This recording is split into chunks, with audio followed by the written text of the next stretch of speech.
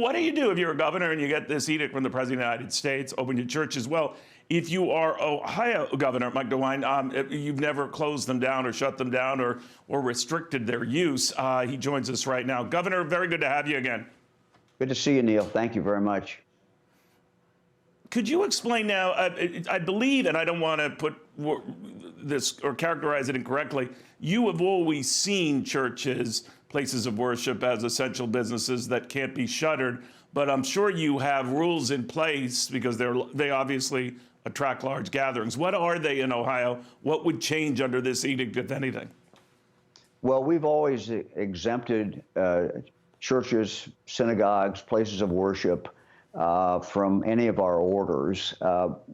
We've said very clearly that our suggestion is that people be exceedingly careful, not have big congregations gathering together closely. In many churches, the Catholic churches, the diocese, for example, in Ohio, I think all the bishops have canceled services for some time. They're going to be opening up shortly. Other churches have come up with amazing ways to do it. They've even used, drive-in movie theaters for people to come into and have services. They've done them virtually. So they've done really a great job. A lot of the churches I know now are planning to start opening back up again.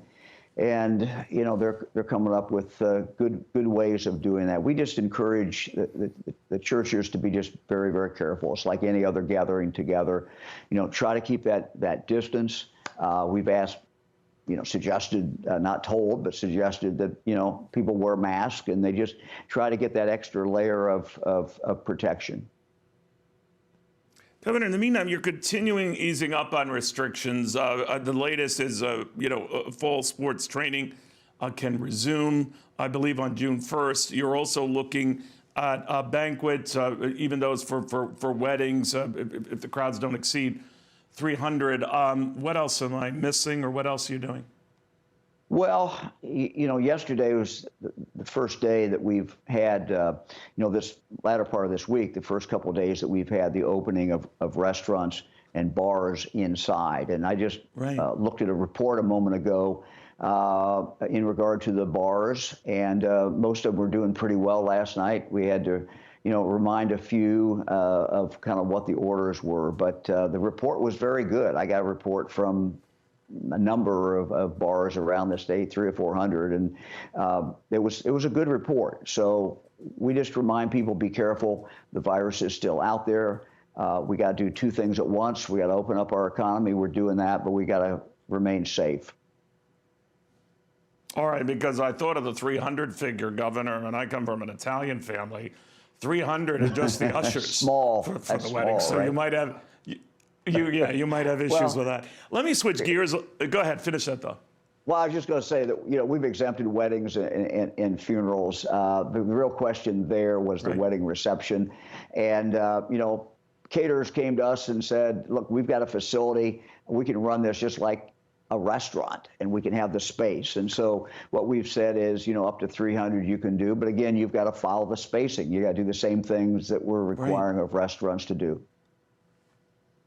No, a lot of it's very common sense stuff. Let me ask you a little bit right now. This comes at a time where a lot of states are being scrutinized, the reopening, and whether it is jibing with numbers that support the reopening. In other words, not an unusual spike in cases, or that the percentage of those testing positive for the virus remains low. I believe CDC recommendations, Governor, you know these better than I, recommend no higher than 3%. I don't know specifically what they are in Ohio, but what would make you slow that down? What would give you pause in this process? Well, we're watching numbers that are published all the time. For example, traffic. Our traffic in Ohio was down 50% at one point. We're now down about 10.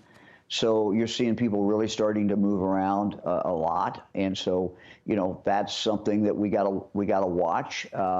If they do it correctly, and if people continue to do the spacing, that's fine. But we also know that the risk goes up. As far as the specific numbers, one of the numbers we look at is number of hospital admissions. That has been pretty flat. We've plateaued that out. It's not going down, but it's not going up. That's been steady for about a month, so we'll keep an eye on that. We'll also keep an eye on what I refer to as the replication rate.